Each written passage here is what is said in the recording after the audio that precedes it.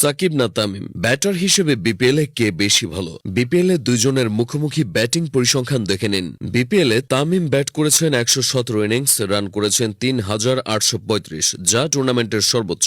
অন্যদিকে সাকিব ব্যাট করেছেন ১০৮ innings, run করেছেন ২,৩৯৭। বিপিএলে তামিমের ব্যাটিং গড় ৩৭.৫৯, সাকিবের ব্যাটিং গড় ২৬.৯৩। বিপিএলে তামিমের স্ট্রাইক রেট ১২৩.৮২, সাকিবের স্ট্রাইক রেট ১৩৯.৩৬।